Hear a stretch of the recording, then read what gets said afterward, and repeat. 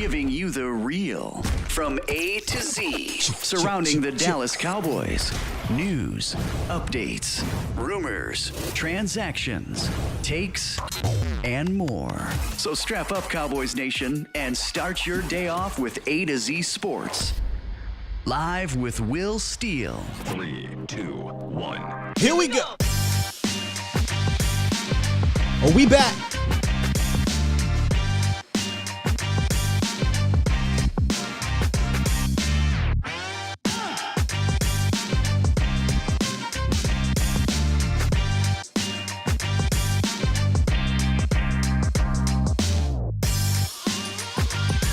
Good morning, good people. Welcome to A to Z Sports Live. I am your host, Will Skywalker Steele. Presented by Texas Family Fitness, streaming live on YouTube, Facebook, and Twitter. Let's get this thing started. Boom! Got my guy, Foots the King, joining me today to talk about some of the Senior Bowl risers from Saturday's game. 3, 2. I've got two guys I specifically want to get at on the defensive side of the ball that I think the Cowboys can benefit from right now. And me and Foots are going to talk about those two guys as well as a few others that stood out in that game. So he'll be on later in the show. Really not that much farther in the show. First up, though, we're going to talk about in the roundup. Our guy, Jimmy Johnson, has some choice words for Jerry Jones. So we'll briefly touch on that. And then our rivals over there in New York, they're making some good moves. I'm going to kind of detail some of the good moves they made. I'm not saying the Cowboys should learn from the Giants. I mean, it's the G-men for crying out loud. But, I mean, I like what they've done. So we'll detail a little bit of that. And then there's a partnership announcement at the end of the roundup that I want to get into. And not briefly, just briefly talk about that partnership. So appreciate you guys joining me this morning. Already see my guy Mott talking about one of the players down at the Senior Bowl that I will be targeting and talking about later, as well as Foots the King will also be talking about him as well. So let me give some shout outs in the chat. Fresh Fade in the building. Mom Dukes, Tom Downey Burner account, TC915, Zeus C, Mont CD Mac. Time out. I gotta stop. So yesterday, on the way out of the show, y'all know how I always give a shout out to my guy, Stevie Mac, the mod guy, right? Well, I accidentally had a tongue tied yesterday and said CD Mac, the mod god, and he's running he's running with it here. I like that. CD Mac 23, aka Stevie Mac, the mod god.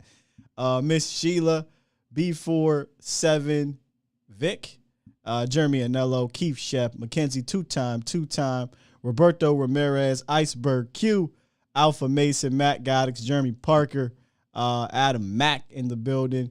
Over here on Facebook, we got Chuck P, John Garcia, Peter Rizzo, D.A. Lee, and C.J. Richards. Hope you had a good birthday yesterday, C.J. Cowboys Nation definitely shouted you out, so that was pretty cool.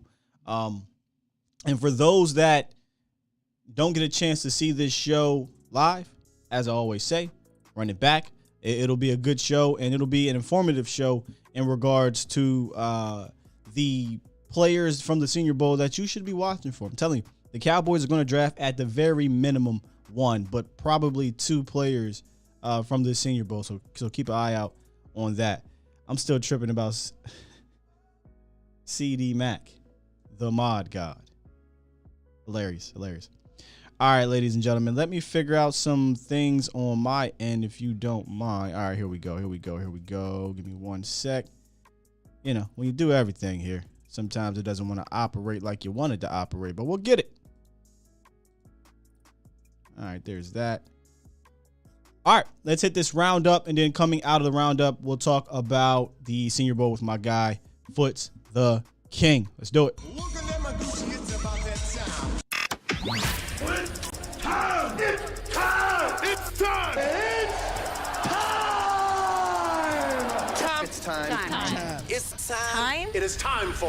It's time for the morning roundup. Round 'em up, boys. Yes, indeed. The morning roundup presented by Texas Family Fitness. a solution for your fitness goals. Strive for progress, not perfection. Fitness goals are not accomplished with one workout. Progress towards your goals with Texas Family Fitness. Check out any of the 9 locations in the DFW area or visit TexasFamilyFitness.com and let them know that Skywalker Steel and A to Z Sports sent you if you happen to do so. Appreciate your time, Donnie. Appreciate you for the donation. It says, keep up the great work. Coming into this roundup, I don't want to say give a shout out, but I got to acknowledge that Cowboys rival, NFC East rival, New York Giants are doing some good things this offseason in regards to their hires. I've liked every single last one of their hires. And this isn't talking Giants, I know, but I had this conversation with Fresh yesterday. Give the Giants about 2 years. Give them about 2 years with these guys. This is what the Giants did this offseason. By the way, they hired Wink Martindale, who was one of the defensive coordinators had Dan Quinn left. I would have liked to bring in here. But here's what they did this offseason. They hired Joe Shane as their general manager, who has 20 years of experience in the scouting department, executive department in the NFL, with his last stop being assistant general manager with the Buffalo Bills since 2017. The Bills have started to turn it around. Then Joe said, all right, I'm going to hire my guy from Buffalo, Brian DeBall, who is the offensive coordinator from Buffalo. A hot candidate over the last few years. Helped turn around Josh Allen and made him into one of the better quarterbacks, one of the top quarterbacks in this league. Right? So then Shane and DeBall got their guy, their offensive coordinator, Mike Kafka, young offensive assistant and quarterback coach under Andy Reid's tree. Y'all know the trees I like. Andy Reid, anybody from under there, anybody from the Shanahan tree. Then the Shanahan tree now is starting to branch out into the Kyle Shanahan tree, the McVay tree, etc. Those two trees are tried and true. May not always win the Super Bowl, but they are tried and true in this league. And they went out and got Mike Kafka, and then finally they hired Wink Martindale yesterday officially. And if you don't know who Wink Martindale is, just go look him up. Put together really good defenses in Baltimore. Brought an attitude to Baltimore. They had an attitude, but he continued that attitude. Kind of a mad scientist, blitz happy guy. Listen, I know Dak and the Cowboys do great against the blitz, so it's not so much about the Cowboys per se. It's just, in general, the Giants should be better with Joe Shane, DeBall, Mike Kafka, and Wink Martindale. If they can keep these guys together for 3-4 years, I think you can see the Giants start to turn around a little bit. So they did it right. They did it right. Now it's up to them to put the pieces around these talented coaches, in my opinion. It's up to them to do that. Will it be with a Daniel Jones? Who knows? Will it be with a Russell Wilson or whomever? Who knows? But I do think they have the right guys in place. Next up, Jimmy Johnson went on Colin Cowherd's show, which I tune into every once in a while. Not too much. Of all the people I can deal with Cowherd the most in regards to these talking heads. He's definitely very flip-floppy, and he can be what he can be. But I don't mind Cowherd as much as some of the others. He is what he is. Nonetheless, Jimmy went on his show, and this is what Jimmy Johnson had to say about Jerry Jones, which, just put Jimmy in the damn Ring of Honor. I don't know what he's waiting for. But anyway, Jimmy said, Jerry doesn't ever want to admit he's wrong, so he's got to hang with whomever and try to make it work. I think he really values the talent on the team so much that he feels like McCarthy can be successful and improve, especially with Quinn and Kellen Moore. A lot in that just one sentence. I didn't even listen to the whole thing. Just that Jerry doesn't want to admit when he's wrong. Absolutely correct. He'll never obviously come out and say it, but he also won't come out and say it with his actions. We talked about this, a few weeks ago when he came out and was quote unquote big mad. A lot of Cowboys Nation say you're fake mad. If you're really mad, show me something, right? Show me how mad you are, make a change, do something. He did nothing. Will do nothing, and the wide receiver coach doesn't count because the wide receiver coach in Dallas decided not to re-up his contract. So, Jerry really didn't do anything. He really wasn't big mad, and he didn't want to admit he was wrong with one of these coaches by getting rid of him. So he's hanging on, like Jimmy Johnson said.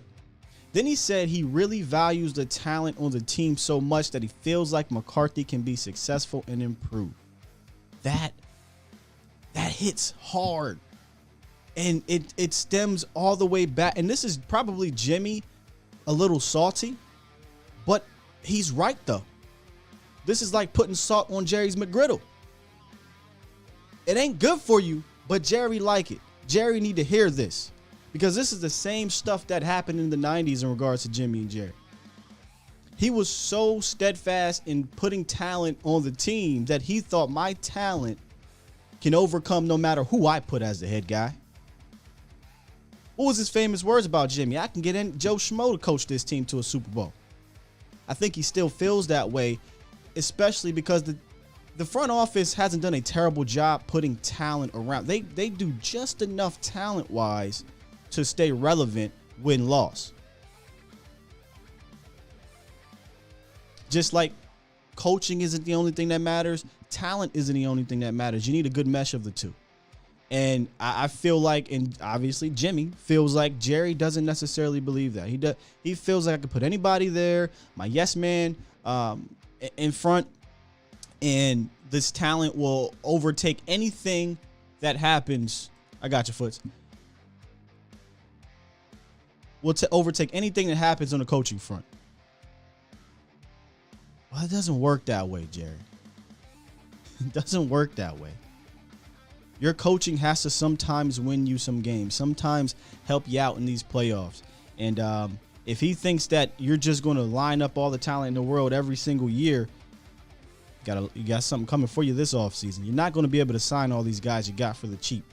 You're just not. You're not going to be able to sign some of these important starters that you drafted in 2018 and role players. Just not. That's why coaching really matters. This isn't pre-free agency anymore. Right? Like pre-free agency, I could sign anybody I want. Now you got free agency, and these guys don't know how to maneuver within the free agency market. The salary cap era. They don't know how to maneuver in that. So that's where we're at. And then finally, new partnership alert. Yes, indeed. Partnership announcement here, man. The Orthopedic and Sports Medicine Institute has joined A to Z Sports as a daily sponsor. Well, more so weekly, but a presenting sponsor. And that is because of the hard work here at A to Z Sports from myself and Mauricio, our writers, our talented and hardworking CEOs, and our sales guy, Nick, who I have to give a shout out to as well. The Orthopedic and Sports Medicine Institute provides arthroscopic and robotic assisted surgery, foot and ankle surgery, sports medicine, physical therapy, and a ton more. They've got specialists in the Fort Worth area, Decatur, Mansfield, and it provides state-of-the-art orthopedic care to North Texas. They've been serving the DFW area for over 10 years and have some of the highest patient reviews in all of Texas. When it comes to medical care, you and your loved ones deserve the best possible experience. So schedule your hassle-free appointment today at osmifw.com.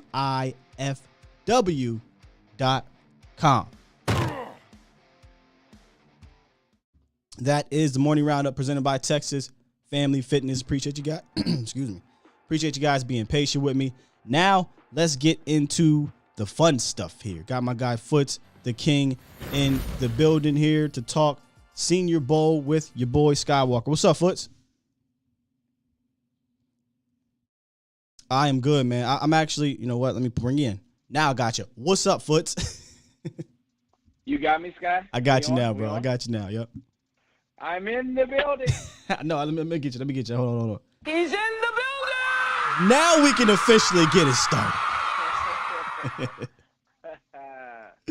How's it going, bro? How'd your weekend go watching this Senior Bowl, man? Man, it was good. It was a good weekend. You know, I was kind of underwhelmed by the quarterback play. Mm-hmm. I'm always rooting for good quarterback play, and I'll tell you why. you want good athletes to fall to you at 24. You want to just be able to stand in and pick. But I don't, unless pro days, and, we have seen pro days. I'll never forget Zach Wilson's pro day. He goes out there and everybody just forgets the rest of the process, and they just bump him to a number one pick overall because of pro days. So we've seen pro days skyrocket some of these guys, but I got to tell you, man, I just didn't see it with the quarterbacks. But I saw some other good things that obviously we're about to talk about. Yeah, I got to laugh when you bring up Zach because you were at the forefront of the Zach Wilson slow down train. And, I wasn't on any front with Zach. I just thought I hope these quarterbacks get drafted so other players can fall. But so far, Zach Wilson is, he's been what you thought he'd be. So I got to give you a hat tip to that.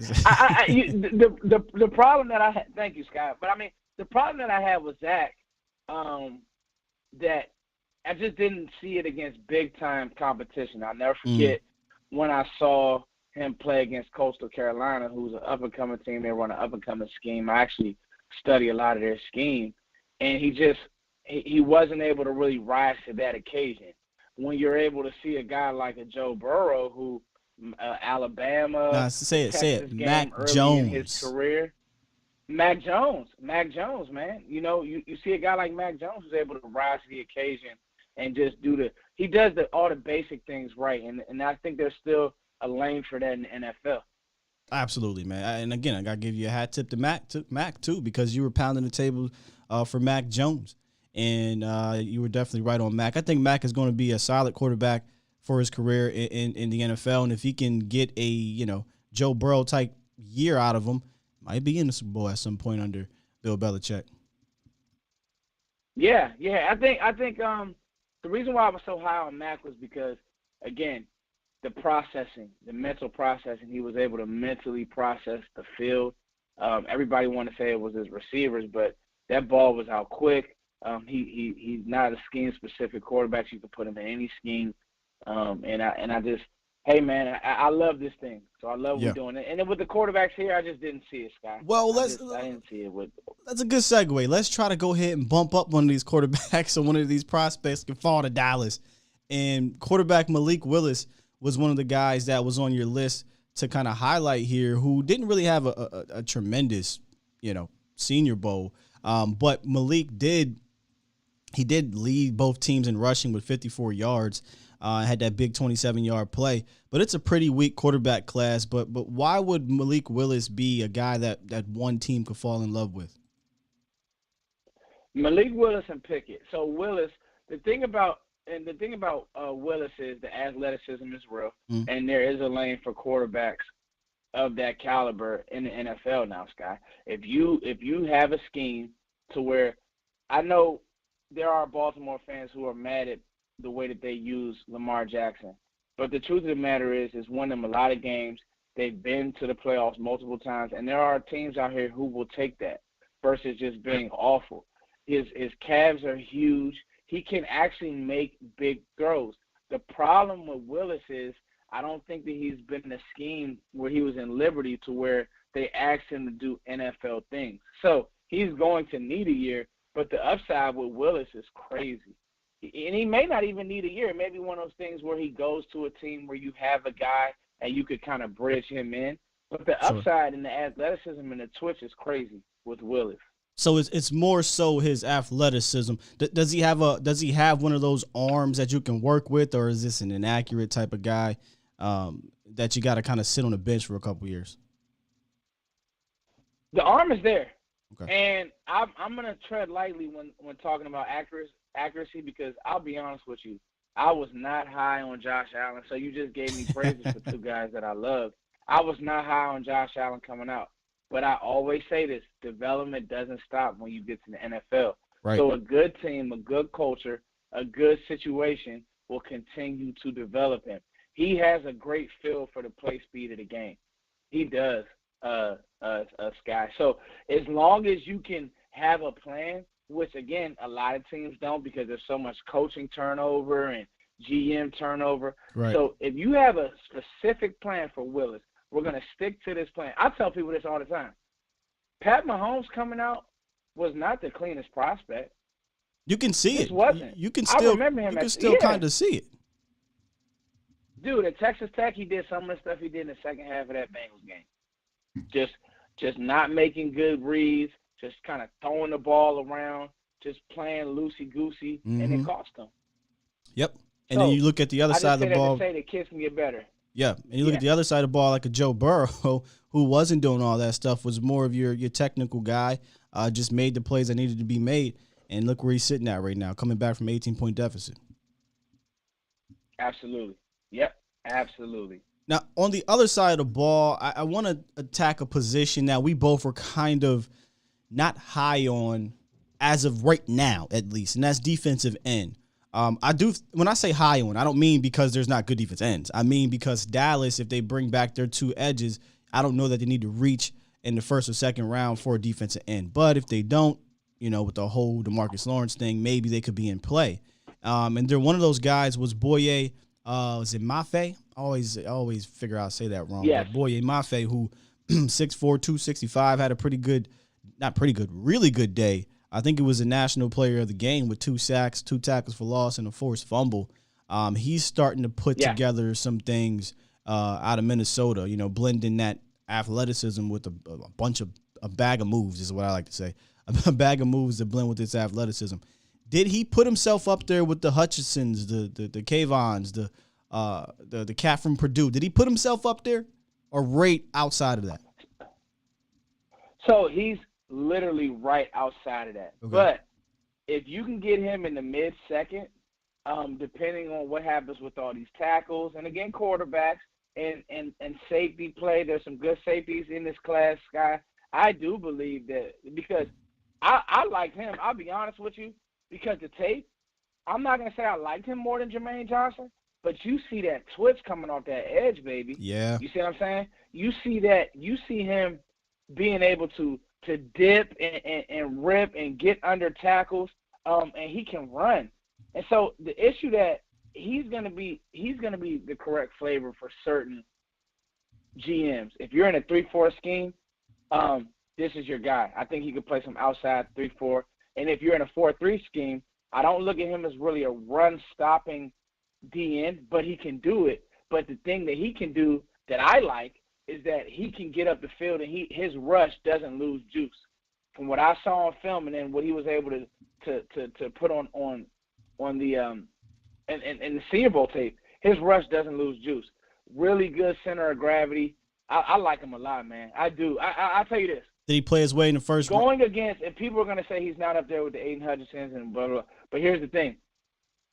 His dominance against good tackles in the Big Ten, I hold that has some merit, Sky. It does. Did he put himself squarely in the first round, though, after the Senior Bowl performance? In the first round, no. Okay. No. So he's potential day 2 pick. If you need a hard answer, a potential day 2 pick. But let the process happen. We're still early. It's still a lot to happen. Hey man, I saw some edges go early. Top 5 before cat out of Clemson. Last year the one cat from was in Miami that people were kind of not feeling. I think 2 Miami DEs went in the first round that people were like, I'm not sure. You're talking about Jalen Phillips. Well, Phillips, I actually like Phillips, well but Russo was the other guy. Okay. So, like you said, let it play out. Ooh, it could happen. That's it. Yeah, a lot of people, cough, Vach, hated Rousseau, and then he turns around. He put together a really nice year this year. Had a solid season, yeah. Gregory Rousseau had a really good year. See, I don't think it wouldn't shock me if Boye went, especially if there becomes a run on, not just a run, because he's got Hutchinsons and Kavanagh or top 5 type of talents, but Karlaftis as well. If those guys go in the top 15, I think he's in the conversation. If teams are looking to get themselves maybe a versatile type of guy that could play the 3-4 edge, or outside linebacker, or 4-3 defensive end. So it wouldn't shock me. That's all I'm saying. Yeah. Karlaftis is another one. George Karlaftis is really good. Yeah, he got some juice. The difference is, that's it right there, Sky. We're talking about juice now. And so when you're talking about juice, those guys go. I agree. I just don't. So are we talking in text of where we see them or for Dallas? Because for Dallas, You know where Foots is. Yeah, well, But where we see them, yes. yeah, Because think about it. We got to remember this guy. There's only really 22 true first-round grades, depending on who you're asking. Sure. So if you start having those fringe first-rounders, and it's a need of yours, they will start going off the board. So I agree with you there. I would stay away. I don't really want to go DE at 24. Even if you get rid of a D-Law, I think there's other players I like more. I think you'll have a chance to get a really damn good one at 24, regardless. Whether you believe he's the 22nd best player in the draft or the 28th. I think at 24 you'll get a good guy. What about this guy here? And I want to bring up this player because we're kind of stacked in a way. I hate to use the term stacked, but we're crowded at the 3-tech position. But the MVP of the Senior Bowl, Perion Winfrey, had himself a day, man. 2 sacks at the Senior Bowl, MVP. And like I said, at first glance, when you look at the 3-tech position, you're not really, flushed, or you're not really trying to grab that position early because you got 3 guys in tow and 2 of them are under contract for multiple years. But if you get a talented guy that falls into your lap at a value rate, you got to pull that trigger, right? Is Perion Winfrey one of those guys, Foots? Man, he had a great Senior Bowl. Him and a couple other players that we'll talk about in that defensive line. The defensive line really dominated. Yeah, the offensive line for the struggling. most part. They had a rough one. They had a rough go of it, and I think Oklahoma now is starting to put some defensive athletes into the league. I don't know how that's going to change with Lincoln Riley leaving, but they are putting some athletes into the league. I thought Winfrey did good, but I think that you kind of had that on this team already. With with Osa and what you have with to come in and help a team right away. I don't have him in the first round, but I definitely have him in that second round area. I would go the only really special D tackle that I have, and this just because he's so huge, is Jordan Davis. Well, Tackles we're starting to see now. Yeah, we're starting to see now those guys that 3-techs are. Look at the guys on this screen. Third round, second round. You're not going to draft a 3-tech, even a 1 really, unless he's just that great in the first round. It's just not a value for me. Listen, what's your thoughts, Scott? I don't know. I'm with 1-tech. I mean, 3-tech, yeah, I kind of stay away from it. But there are a couple guys, obviously, they fall to you. Perion Winfrey, you got Wyatt, the cat from Georgia. Like, if those guys fall to you at a value rate, I wouldn't be afraid to pull the trigger. Obviously, depends who else is on the roster or who else is on the board. Osa, I feel good about Osa being my guy moving forward. Neville, he started off strong when he came back, kind of faded.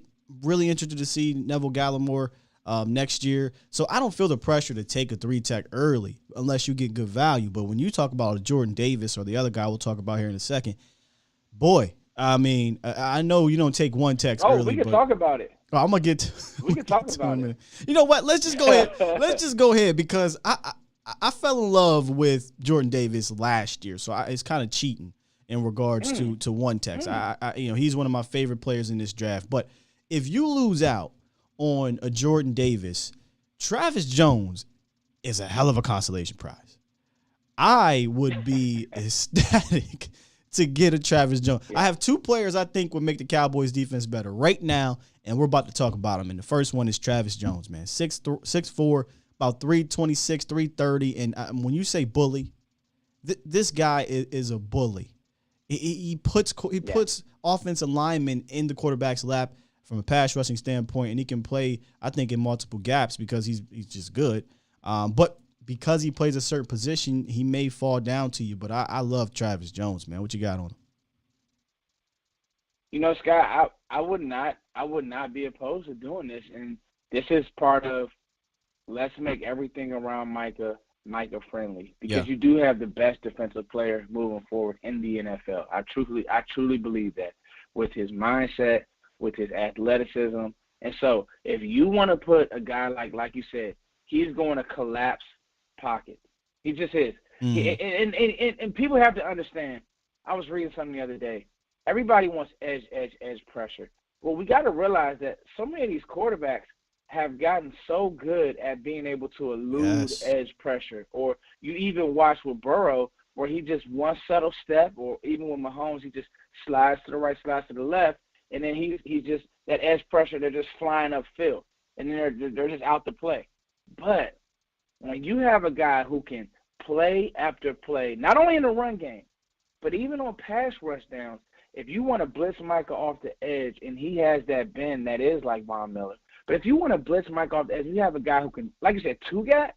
We have a two-gapping nose tackle.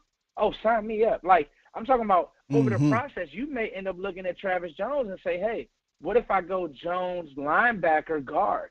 You could do it because I think he made himself a lot. He was you're thinking unblockable. Jones on day one. See, I think because of his position, it could possibly slide him down, but depends how far down, right? Oh, man, that's tough. I still would go Jordan Davis. If I'm going to pick one of the two, I think I'd go. So if Jordan Davis was there, I'm going Jordan Davis. Yeah. But I think the thinking is, I don't think that pick 56, Travis Jones will be off the board. I would hope he'd be there again because of the position. If you're saying, hey, Sky, hey, Foots, you're not going to take a one tech in round one, or Jordan Davis or Travis Jones in round one, can you wait for one of them to fall round two? Travis might. That position seems to always fall. Listen. I'm with you. I completely. So the position does seem to fall, but I guess what I'm saying is the pairing.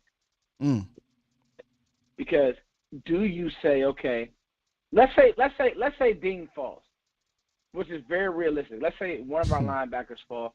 Let's say a linebacker comes up out of nowhere like the kid did this year from the Skins. The linebacker from the Skins. Kentucky. And so Kentucky cat. Yeah, Kentucky backer. And then you have a guy who you trust, Davis. who's sitting on the board. And let's say Davis falls, or let's say Dean falls. Would you go? Let's say now you're making your defense outrageous. If you go Nakobe Dean and Travis Jones in the second, if he's sitting there, listen, bro. would you? Making me happy. What do you think about that now? That makes me very happy. I'm at the point now. Once I get to round two, I don't care about what your positional value is. I don't. So if you're one of those people that say, you cannot take a one tech at 56, I don't care. Will he make my defense better? And I think that Travis Jones will help make your defense better, and he will help Micah Parsons. He'll help Nakobe Dean or whomever it is at linebacker. He'll help your edges because he can push that pocket. As much as we love Osa, right? Like Osa is the 3 tech. We'll see what Neville will do, right? We'll see what Neville will do in regards to the second year. Do we really have a pocket pusher? I think with Quentin Bohanna, he's 6th round pick, right? 1 tech. Coach even said it. We want Quentin to do this. We want to keep him right here, right over the nose, and just gobble up blocks, right? Just be in the way. And I think Quentin Bohanna will get better, but Travis Jones right now has ridiculous strength to put people in their laps. And I think he'll help everybody around him. So I don't care about the positional value in the second round. I would definitely take a Travis Jones at 56. Yeah, I mean, we're talking about Dan Quinn and his plan. If it's me, I'm with making one side of the ball elite, because I do want to draft another linebacker with Micah, because I think that you have to rethink this team and how we want to attack teams and how we want to play football. Right. So I'm putting another backer with Micah Parsons and Jabril Cox. I'm redoing that room for sure. Let's talk about a backer that is very under the radar, probably because of, he's not the darling of, Lloyd and Dean, but you, man, listen, man, you told me to check this cat out, Chad Muma. Bruh, I would not mind a Chad Muma here, man. He led the Senior Bowl in tackling, which is no surprise. The dude is a freaking tackling machine. He had 142 tackles in his senior year. He's a converted safety to linebacker, but don't think about Keanu Neal. This dude is much more natural at that position, I think, in both the run game and the passing game. And he doesn't technically fit the Dan Quinn measurements, which is, under about 6'1" to 6'3", under 235, 230. But usually doesn't matter if you have the athleticism and you can cover. And that's what Chad Muller can do. I am trying my hardest not to, there's players I try not to fall in love with because I don't want to get caught up on draft day and get mad. But man, Dean, Lloyd, cool. Those are the top guys in the first round. But this Chad Muma cat, brother, you want to talk about a second round backer? You kind of got me liking this dude a lot. Him, with Chad, man, it's the diagnosis. And when you watch the game tape on him, man, he's knifing through from the Mike backer position. So the size doesn't matter because he's so well studied. He's such a good he's such a read and react player. He's Sean Lee. Same type of athlete as Sean Lee. I try not to do it without the injury issues. I think he's a little better athletically than not little. I think he's better than athletically than Sean, but I think the mental game, right?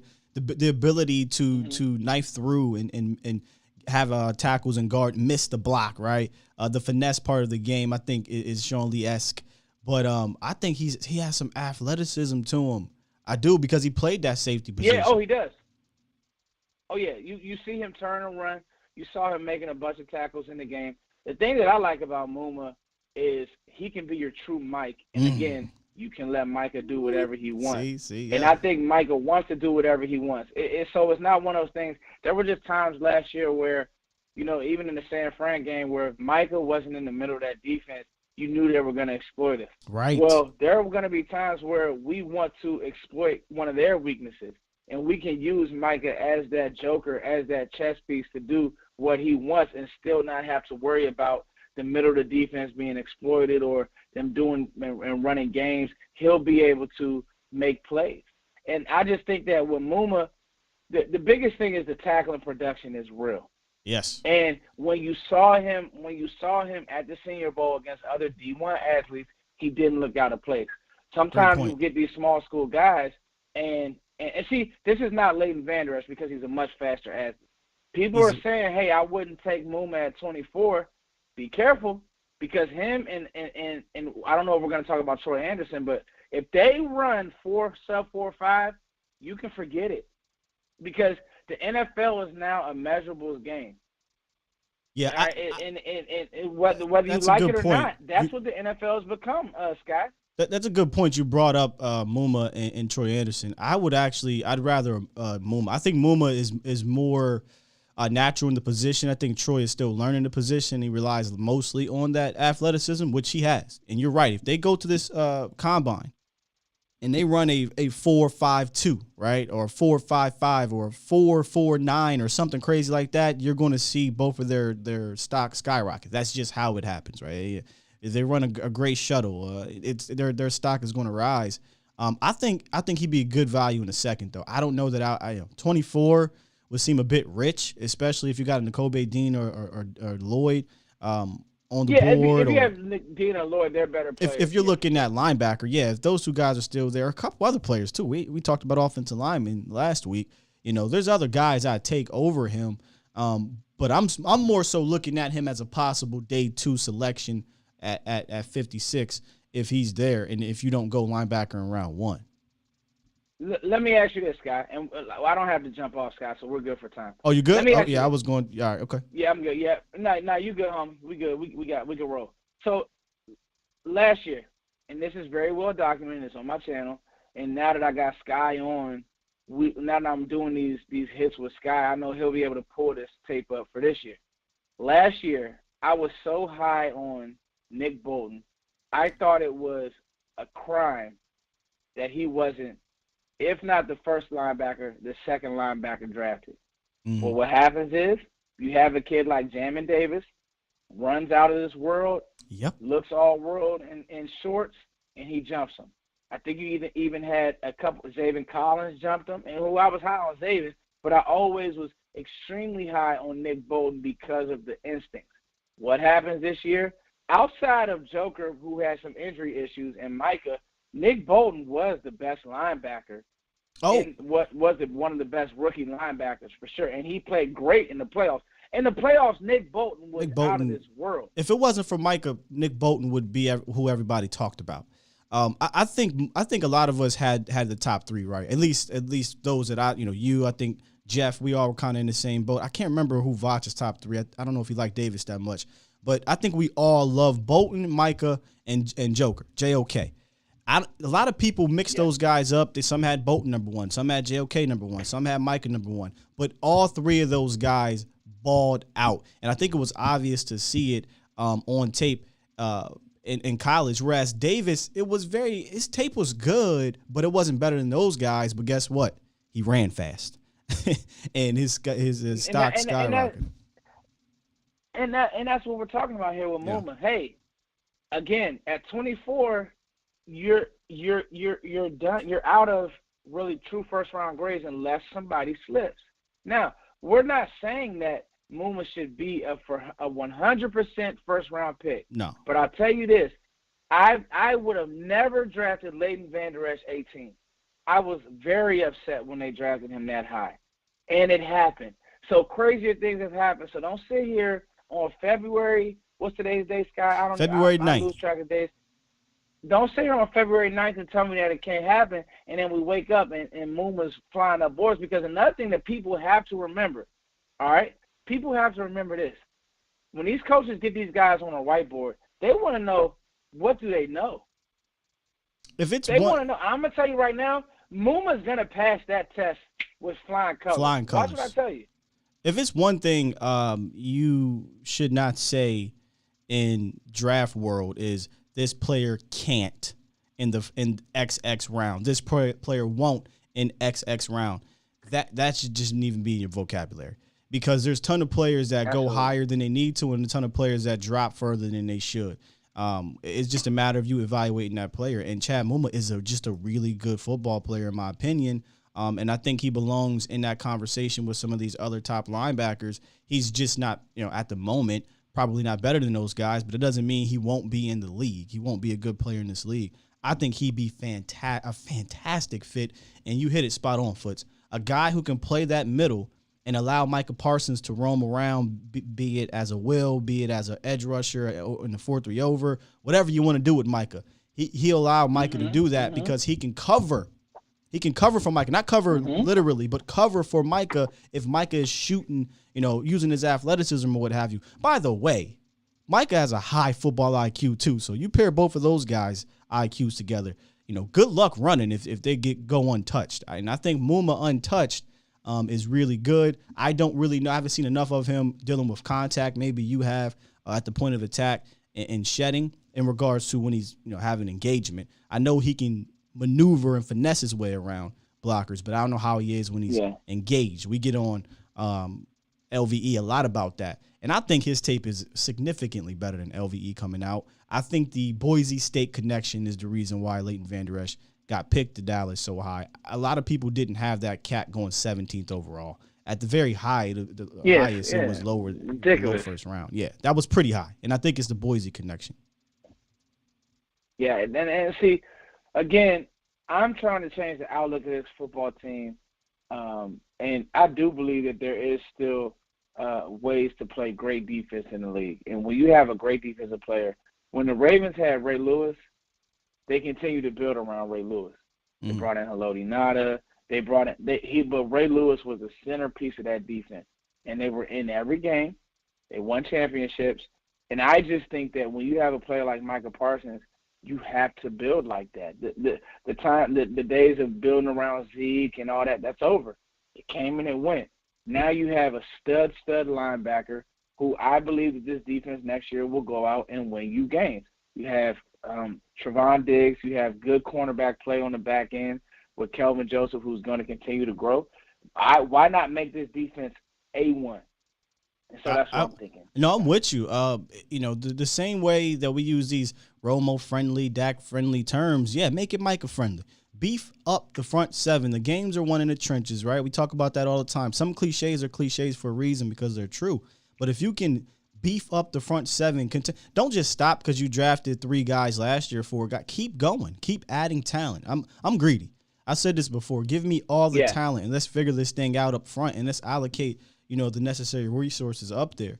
I would not be mad at all if your first 2 picks went, offensive line, defensive line, or switched, right? Because you're beefing up a very important part of winning football games. Real quick, though, Matt Owen, my guy, Professor O, he said he's not going to lie. He'd go nuclear if we took Muma in round 1. It needed to be nuclear option when everyone was targeted. I agree. I think that Muma in round 1 would have to be everybody's wiped out. So I'm not necessarily saying take him in round 1 because I think there's going to be better players on the board. But round 2, I'd live with it if there's nobody better on the board or if depends where you have him ranked at.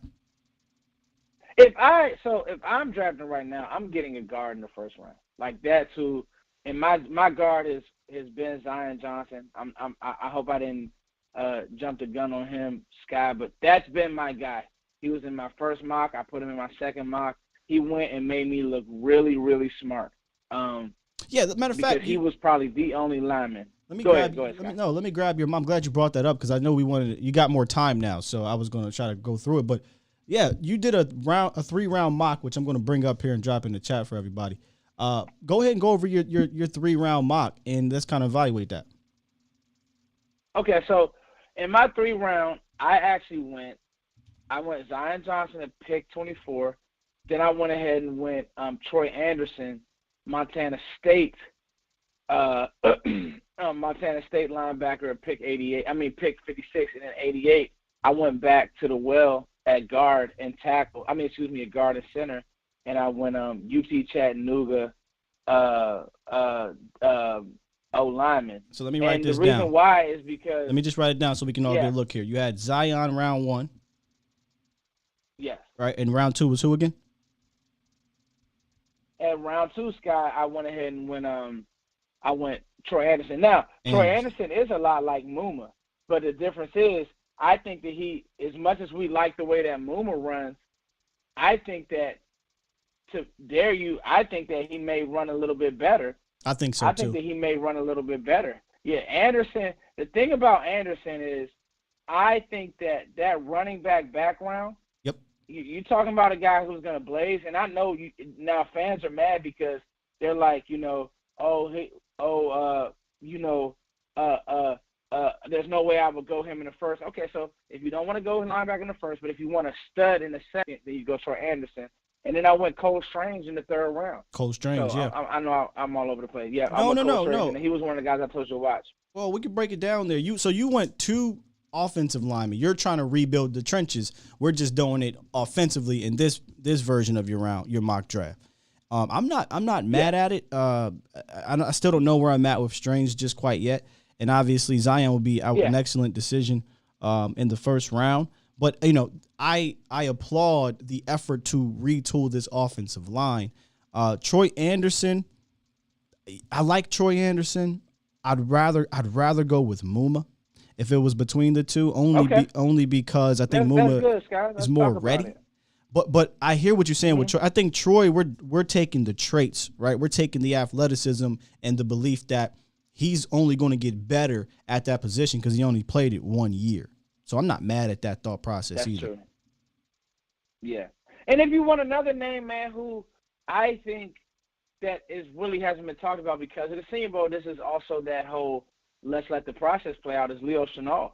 Wisconsin linebacker. Wisconsin puts really good linebackers and just athletes in the NFL. And so, but Chenal, we just haven't seen him throughout this process. But once it goes to combine and all of these different series where they're working out and all this type of stuff, then we'll start, pro days. Right. Then we'll start to see Chenal, like you'll see, because you're talking about a guy that's jacked up, ready to go, can play in the middle, can run, can blitz. I had a few issues with his diagnosis, but other than that, man, I would have no problem drafting Leo Chenal in the 2nd round and being good to go. So the thinking, though, especially for Zion and Cole Strange, Zion, to me, passed every test at the Senior Bowl, Scott. Did he? With that center, power, being able to play center? Oh, my God. Power, play strength, punch, square. I see somebody, Matt Owen. I was just about to say, yeah. Yeah, what do you think about that? I have no issues. I think now, because there are so many quicker 3 techs, you actually want they're not smaller guards, but guards who what he lacks in arm length, hey, he makes up for, and he short sets very well. He plays in the phone booth very, very well. His feet are amazing. Okay, he came from a system when he was in junior college clamps, where man. it was a lot of, oh my God, dog, hand placement is amazing, and that's the same thing with Strange. But on Johnson, the biggest thing with Johnson is he can play guard and center, and oh, by the way, Sky, he's physical. He's not getting bullied. He's not letting D linemen, like D linemen pretty much knew that after the rep they weren't going to be able to bully him. Let me tell you something about the NFL. These guys know when you soft. They just do. Unfortunately, guys, they knew that Tyler Biadasz, if nothing else, we could just walk him in the Dax lap. And that did mess with Dak. That messed with Dak a lot. Yeah, same thing with Connor. I know Voch would find reps that Connor did good. Connor is not strong and he's not physical. Connor, so serviceable. Is, that's as far as he went. Serviceable. Serviceable. And this team is showing you, Sky, that they are not going to put Lyle Collins a guard for whatever reason. We'll see. I think that needs to be the move this offseason.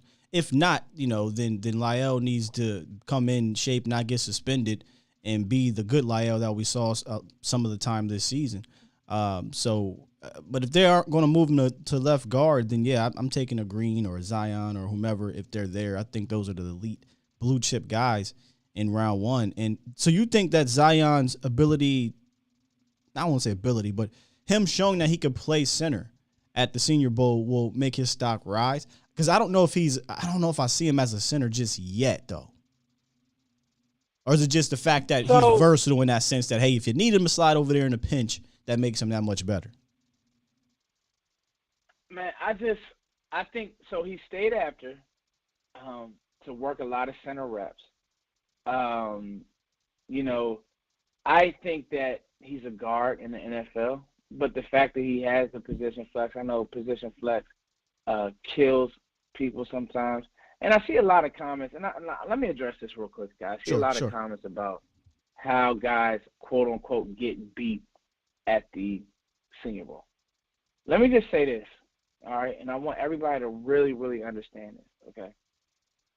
In the Senior Bowl, all right, these reps and these drills are designed for the D linemen to win, okay? You have to take what's happening into context. There's no play being ran. There's literally, you have all this space, especially at tackle, you have all this space to make moves. Now, you have to know and train your eyes for what you're looking for. You're looking for, okay, are his feet good? Is his base good? If he gets walked back, is he able to anchor down? Yes, because this is just one rep. Guess what? D linemen get tired as the game goes on too. So that's why you have to watch the tape. I saw Zion, he lost a rep or two to Jones, but is Jones going to be fresh the whole drive? Probably not. He lost a rep or two to, a few other D tackles, but he also won more reps than he lost. And same with Strange. I thought Strange had the best punch out of any of the interior linemen here. Cole Strange. Now, he's smaller, but he's physical, and that's the difference. Biadasz is not. Yeah, so we have to really understand what we're looking at. Yeah, I ain't even mad at you for saying that because if you said describe your players, right, up and down the line of scrimmage, I don't think I would use the term physical for Tyler Biadasz. He feels more get in the way-ish, right? Which is fine from my tight end, but from my center, I need you to be able to move and turn, get to the he can get to the second level pretty decent. I'm not going to be mad at him with that. But when it comes to being physical and moving men, I don't know that I see that. No, I do know. I don't see that in the Tyler Biadasz. Somebody in the chat said, well, if we draft a center, do you bench Tyler? It depends. If you're drafting a center in the day 1 or 2, you're probably looking at Tyler Biadasz being done here as a starter. If you get a Cole Strange, can Cole Strange play center? I didn't ask you that. Yes, okay. yes. He took some reps at center and he didn't look bad. Okay, so if you get, people, I put a rep with him and Jones, guys, on my Twitter, and to the naked eye, it'll look like, oh my God, Jones walked him back, but his initial punch stoned him. If it's a run play, Jones wasn't even out of his stance by the time Strange popped him. Okay, so that's a win for Strange. Well, let me tell you something. He's gonna stand in there and fight. Travis Jones puts a lot of people on their ass, so it's not right. bad that it might have happened to a Cole Strange. This guy is a really good, strong, powerful man. And there's tape out there, good tape of Cole too. So, but yeah. Yeah. Now, okay. You brought up a great question, and we really giving the people what they want this morning. I love it. If you draft Tyler Linderbaum, that's whoever a different game. Was in the position, so be honest, is out. Out. He's your backup center, which might not be a bad thing because we didn't have a true backup center. Sky's talking my language. Let me and Sky go ahead and GM this thing, and let's get this thing home.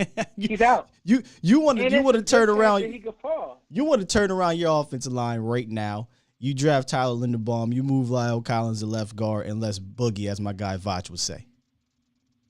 Les Boogie, and then you could draft. Then you could look if somehow Linderbaum gets to you, which crazier things have happened because the good thing is a lot of these D linemen are going to fly up board. Especially after pro day. And after pro days, a lot of these D linemen are going to fly boards. What you need is those receivers to really go crazy. You need all these receivers to run like 4.3, 4.4. You need a lot of blazing time. You need times. You need times from those guys. Now here's the thing, and I often say this, and I don't ever shun mock drafts right now. I consider these early mock drafts because everything can change after free agency. So let me throw some hypotheticals there at you here. In free agency, the Cowboys, we don't do a ton of big money things, but we do some things that could slightly alter what we do early in the draft. So what if the Cowboys go out and get a Quan Alexander Foots or a Neville Hewitt or one of those linebackers, cheap deal, come in? What if they go out and get I think my guy, Stevie Mac now, but Stevie Mac, my guy, said Ryan Jensen, a center in free agency that's a mean people mover, nasty guy, veteran, could come in. I think he'd play great next to Zach Martin. What if you go out there and you address those things? Do you completely knock those positions off of your day 1, day 2 boards, or do you still go ahead and try to attack them? Obviously, I think center you might knock out, but linebacker, would you still put that up there day 1, day 2 if you sign a guy like Quan? That's interesting. I think Dallas has done – I think in the past, Scott, Dallas has brought in those free agents and still drafted. Position. Just to create. So I think I would still draft at the position because if nothing else, you have depth.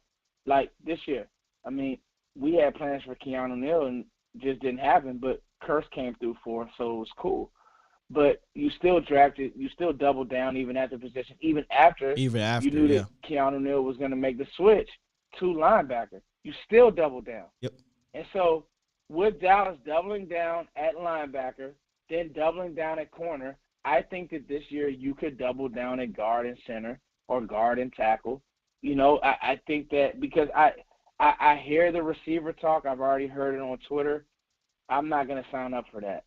Not me. For who? I think that I'm not going to sign up for the receiver talk. We need to get more physical in the middle of this offensive line, and we need to continue to play good defense in the middle of our defense. I would really be upset if the Cowboys went receiver early. There's no need to do that. Absolutely none. No. You got more glaring needs, in my opinion. I think if there was one position to double up, if you had to rank, let's rank some double up positions. I feel like linebacker is 1, 2, and 3.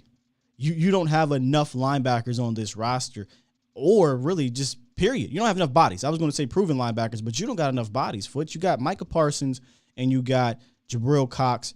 Who knows what's going to happen with Luke Gifford? Francis Bernard is a fringe roster guy. He's not anybody you're counting on. So you technically really have 2 guys you're invested in moving forward here in Jabril Cox and Micah Parsons. And Cox is coming off of the ACL injury. So I think linebacker, regardless if you sign a Quan Alexander, unless you sign a Lua Quan, but that's probably out of our price range. You double down. You go get you 2 guys, maybe in the first, maybe in the 4th or whatever, but you go get you 2 guys that come in here, fits the Dan Quinn mold, and hopefully you can hit on one. That way they can be a part of this core moving forward because you need some reliability next to Micah because of the way you use him. You know what I'm saying? Like, they use Micah to rush. Absolutely. And when they move him away from that, you're suffering, right? You're suffering with an LVE when he's back there by himself, or Keanu Neal when he's back there by himself. I don't want to have to do that. I want Micah to remain a master of all trades. I'm not going to sit here and say a jack. He a master of all trades. And to do that, you got to have some good linebackers next to him, I think. Listen, I think you have to. And I'm not mad at, like, a name like Quan Alexander fits what we like to do, fast-flowing player. Right. So I'm not mad at that line of thinking. But, again, Dallas has shown that they can have quick and excellent turnaround through the draft. So let's just draft well. Like, Linderbaum, to me, fixes a lot. Dude, the so team good. feels different So with Linderbaum. good, man.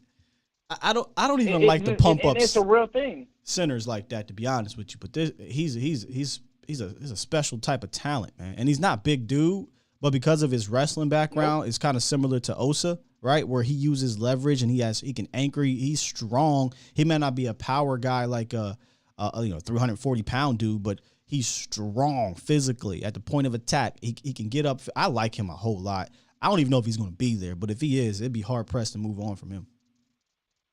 Well, you drafted Zach Martin at 17. I'm not gonna say it's because, again, on draft day people forget how to draft, and what happens is they start getting excited and start forgetting needs that they have. There's a lot of bad. I mean, you look at the Bengals. Now, it didn't turn out as bad because Jamar Chase has been that good. But the Bengals needed to draft an offensive lineman, and I was just watching some of their tape getting ready for the Super Bowl. Yeah, and it's like their offensive line isn't bad. Yeah, it's atrocious. Let's say this, but they're able to do it because people are like, well, see, draft community was getting at the Bengals for not taking an offensive lineman. I mean, they took Jamar Chase. No one's mad they took Jamar Chase, but let's not mistake. Both things can be right. Yeah, they got the pick right.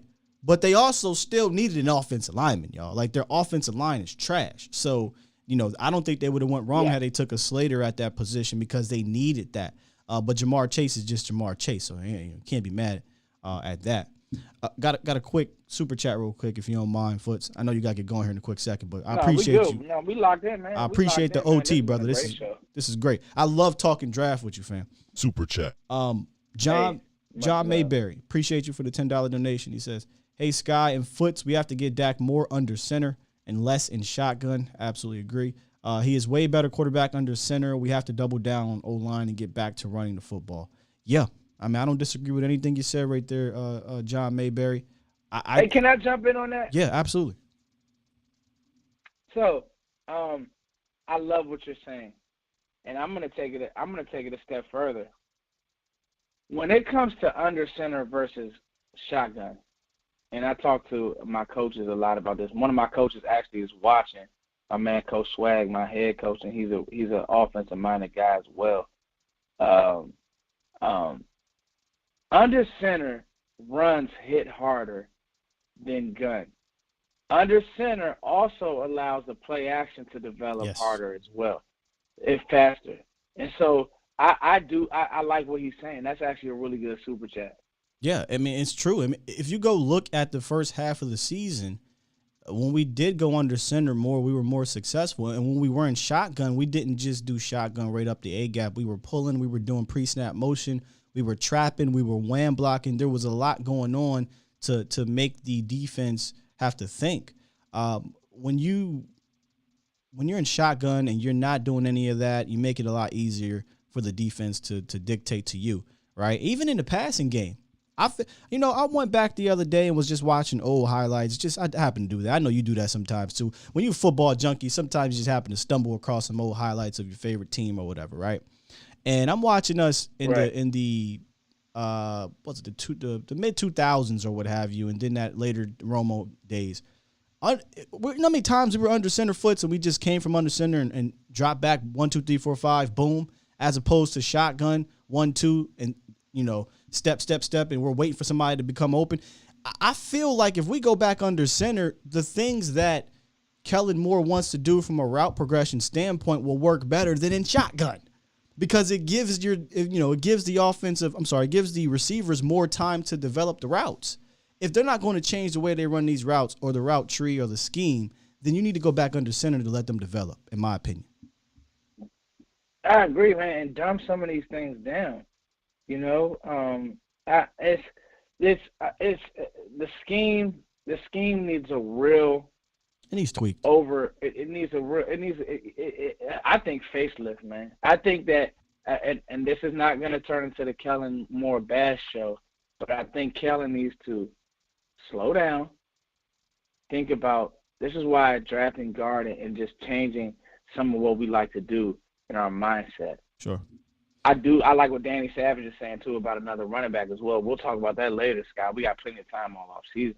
Mm-hmm. But to me, we need to slow down and not try to be so multiple, and let's get good at a couple things that we do well. And let's just stay in that realm, and let's live there, and let's be great at that. Versus 1 week we're in all four wide, the next week we're running that diamond formation with two guards in the backfield. We don't have any rhyme reason for what we're doing. Rhyme reason. We don't have any rhyme reason for what we're doing offensively, and it shows. When you turn on a Tennessee tape, they're running downhill all game. When you turn on the Niners, they're running, they're running Kyle Shanahan's system. When you turn on what the Bengals are doing, what I'm saying? So we need to have a Rams rhyme or reason for what we're doing. The Rams, yeah. Look at the Rams and the Cincinnati Bengals. None of those teams are particularly amazing running teams. They can run the ball efficiently, and they have I don't want to say fallbacks, but they have an identity in both the passing and the run game. The Rams like to bunch you up, right? They don't spread the field out a ton. You might see that they go empty a lot, but that doesn't mean they're running 5 wide all the way across the line of scrimmage. They do a lot of bunch formation, right? They like to kind of keep the line of scrimmage cluttered so that their wide receivers can have some two-way goes and go untouched. Specifically, right, their number one wide receiver, Cooper Kupp. It's called game planning and game planning to get your guy open. But they do it differently, but they have an identity in how they do it. I said this a lot, and I'll continue to ask, what is Kellen Moore's identity both on the ground and in the air? There really isn't one. There's a principle, right? There's the Zampese, Air Coryell principle, but what is his identity for either of those? There isn't one. It just seems to be, I hate to keep saying this because it sounds now kind of like you're getting on him, but a collection of plays like Brian Broaddus said. Yeah, that's it. Instead of a scheme, you're scheming guys over. You have a plan. You're doing certain things. If you want to be a team whatever you do, just be great. Let's try to do so much. We don't have any rhyme or reason. And then I just think that sometimes we overthink these athletes. Bruh, if you want to just have breaking up just a little bit, Foots. It's too much. My bad. You were breaking up just a little bit. What'd you say? No. I was just saying, even as far as when you look at how the Bengals use Jamar Chase, it's slant, it's quick game, it's deep out. That's it. Yep. It's 9. It's not. That's 4 routes. It's not complicated. They don't make it complicated. I mean, look at Cooper Kupp, man. Cooper Kupp was looked at as a purely slot guy, but he's used everywhere. Same thing with if you go look at how they're using Odell Beckham, they have a plan for how they use these guys. I just don't see it in the passing game with the Dallas Cowboys right now. They're requiring Dak to go to the line of scrimmage and be Peyton Manning, and that's cool every once in a while because I think Dak is a high IQ football guy, but when you don't have a counter within your passing scheme, it becomes easier, in my opinion, for teams to trick you. And when you're asking a guy who's not freaking Peyton Manning to go to the line of scrimmage and have to guess the defense every single time you throw the ball pre-snap, you're gonna have trouble, man. You're gonna have trouble if he's not Peyton. And even Peyton, if you look at when he struggled, it was against teams that confused him. So you're right. We need to have a fallback. We need to have something. We need to have an identity offensively, and I think it starts with getting somebody in that room with Kellen because Kellen's not a lost cause. He's just young. If he can get somebody in that room, I think it'll help him. If not, just gonna need this talent to be able to overcome it. Yeah, no, and I think the draft will tell us a lot, and that's why we're here. So Indeed. We'll see. Hey, Foots, man, this has been freaking awesome. This was basically kind of a on-the-clock draft series show. I haven't started that just yet, but you're definitely going to be one of my top guys I will reach out to when it comes all things draft and obviously Cowboys too, man. I appreciate you joining me today, brother. Man, listen, throw me the alley-oop, bro. I think these segments have become legendary. And I just want to say shout out to the chat box. You guys are bringing some great questions. Yes. Whether you guys like a player, love a player, that's cool because that's what happens in these deep debates, man. So it's cool. And just remember this: you're gonna have to stand on your take when it's time to draft, and once we get these guys, and then they obviously turn out to be what they're gonna be. But thanks for having me, Sky. As always, man, I always say that you're the best quarterback in the game on the YouTube game, and I stand by that. So it is what it is. Heavy, man. I appreciate you, dog. You are top flight elite when it comes to this draft stuff, man. That's why I reach out to you, period. You and among others, but you're definitely up there. You're a pillar of this community, brother. So continue to keep grinding, continue to keep shining, man. And plug your stuff real quick. Cowboys Nation TV, and then at Foots the King. Y'all know where I'm at. And then on Twitter, I'm always fighting people. And then like Sky tell y'all, I don't hate Dak, man. Let's watch the Super Bowl. Let's just watch it and enjoy it. Yeah, I got no dog in that fight, draft, bro. Man. No, me neither. I'm gonna just watch. It's gonna be fun. I'll be happy for either franchise. Obviously, Cincinnati, right? Been a long time. They never won a Super Bowl. Haven't won a championship since I think Paul Brown or what have you, something like that. And I do like Joe Burrow. He's so cool. And on the other side, I've always thought that Matt Stafford was a phenomenal talent at quarterback. He hadn't been a winner. He gets to an organization that has won, and look where he's at. So that to me should tell you that if you place good players in the right situations, they'll have the potential to win a Super Bowl. So to me, either one of these teams win, would be great. And they both did it differently. The Rams pushed the chips all into the table over the last 4 years, and they're here. The Bengals, they want more so the draft route, and they've signed free agents as opposed to making these crazy trades. And they're both showing you, NFL fans, that there's multiple ways to skin a damn cat. Dallas just got to find a damn cat. All right, brother. You take it easy, man. That's it, Scott. Appreciate hey, man. You. Much love. Thank you for having me. Peace. Peace. My man, Foots the King. Y'all clap it up for Foots, man. Phenomenal.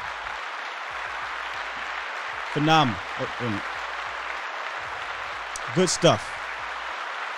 Like I said, I haven't technically started the On the Clock draft series, but this was kind of that.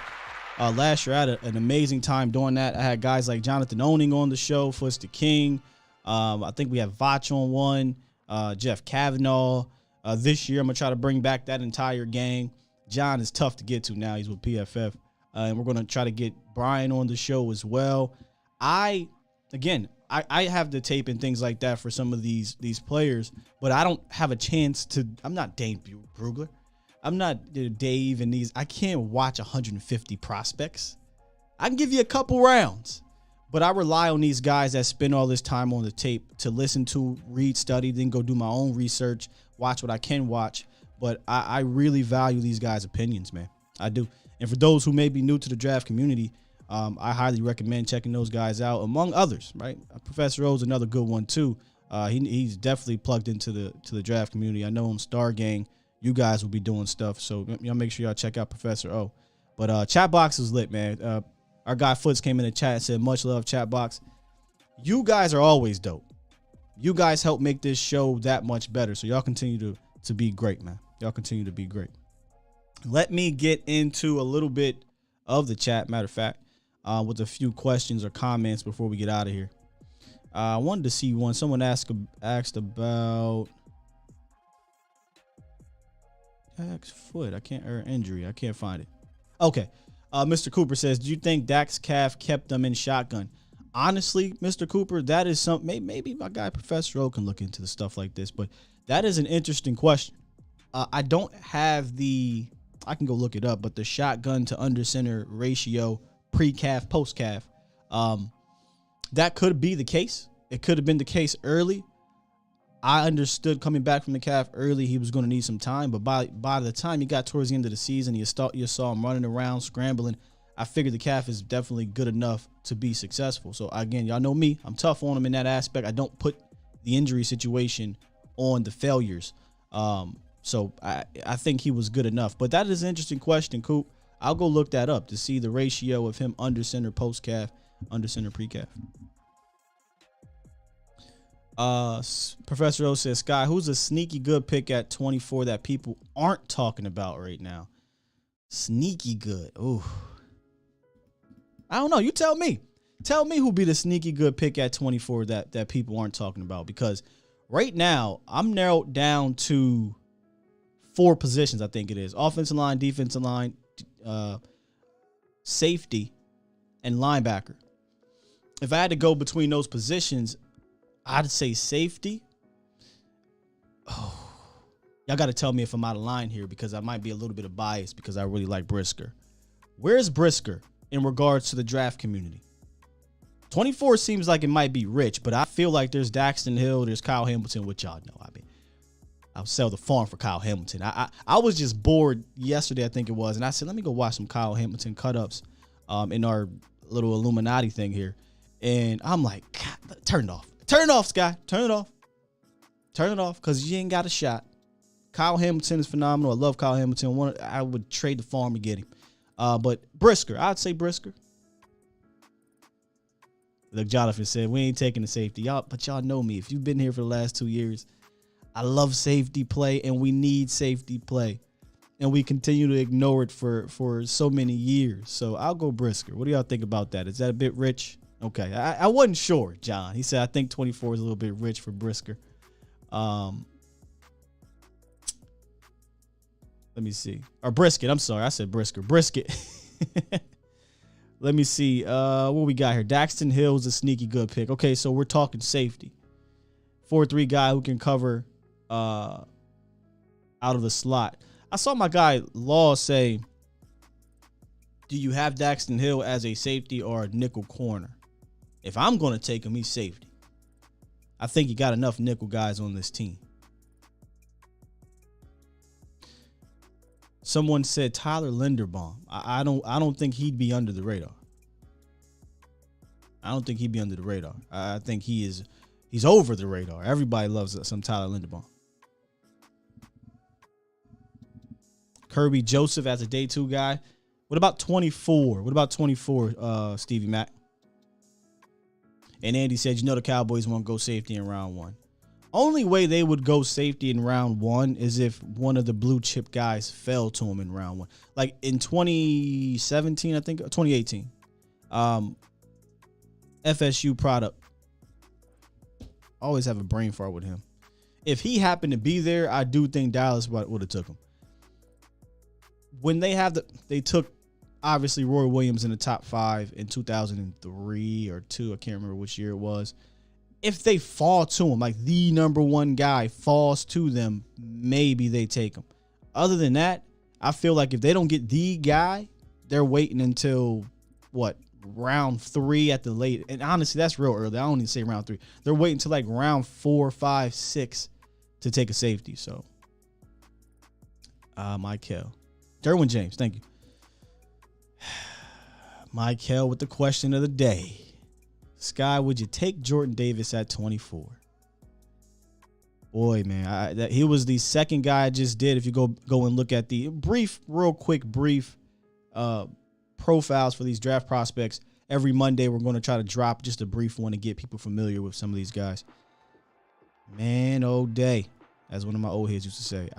I'd be hard pressed to say no. Who's there? Who else is on the board, right? Obviously, who else is on the board? But I've been wanting and clamoring this ridiculously talented one-tech freak for a very long time. I was one who wrote, you can go on Facebook and check it out. Vita Vea, no matter what.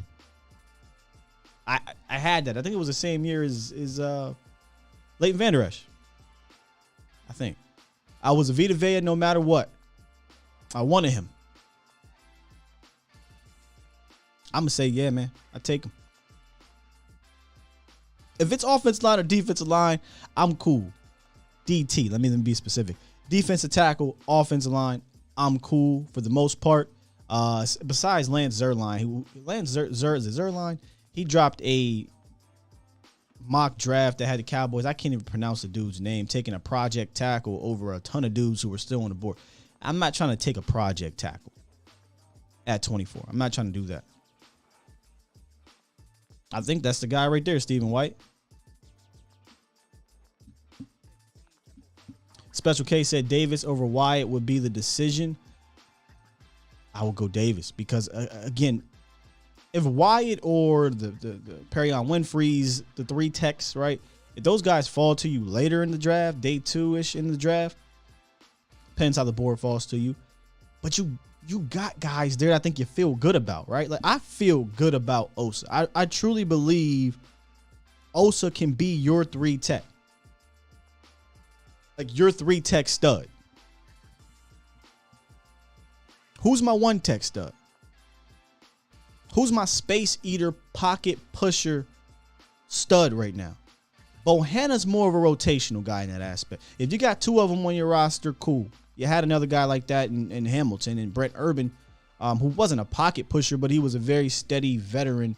Shout out to Mauricio Rodriguez, did some stuff on Brent Urban yesterday. Who's my 1 tech guy? Who's my pocket pusher? Who's my space eater on the team right now, Cowboys Nation? We don't got it. So Davis to me and Jones, Travis Jones, to me, I would love to put on this team. See, why are you doing this to me, Mike? Davis or Dean? How about this? I don't do mocks, but if I just was playing around with y'all I do mocks after free agency. If I was playing around with y'all right now, with Dean on the board, would y'all be mad if I passed on Dean for Davis in round 1, but I picked up a Muma or so in round 2? I'd be happy with that. But if I'm going to go Dean in round 1, I got to get me one of these stud 1 techs, or go sign one. Something has to happen at that position. That's all I'm saying. Roberto said, "Yeah, Dean's a machine." I'd be pissed, guy. Yeah, he's a beast. I think you're going to be able to get a very good player at 24. Cowboys Nation shouldn't fret. I trust Will McClay. There's not a Rod Marinelli in that room to go to argue Taco, TJ, to argue Tristan Hill and whomever else, right? There's not that. I think aside from those 2 drafts under Will McClay, I think he's been pretty good in day 1, day 2. So I feel good about Dan Quinn kind of saying, hey, these are the guys we're looking at. Do your thing. Put the board how you put it. I feel good about it. All right, Cowboys Nation, man. I appreciate you guys joining me today, me and Foots the King. Excellent episode. Make sure you definitely run this back if you missed it. I'll upload the audio for you guys so you can have that. If you missed the roundup, we talked a little bit about Jerry and Jimmy Johnson, and then a little bit about our rivals and the New York Giants making some good hires. But you definitely want to check out the meat potatoes of today's show. Foots was awesome. He was awesome. With that said, y'all, let me go ahead and press this button. Get up out of here. I will catch you guys tomorrow, my last day, actually, because I'm heading back up to Pennsylvania this weekend. So tomorrow, last day, we'll talk a little bit about the Super Bowl matchup coming up. And I think we'll do Fan Friday on Thursday, so we'll drop the mailbag segment. Check out my guy Mauricio Rodriguez tonight, A to Z Sports Primetime. And for all articles surrounding Dallas Cowboys, A to Z Sports.com/Dallas. We out of here. Love you. Peace. And shout out to Stevie Mac /CD Mac, the mod guy.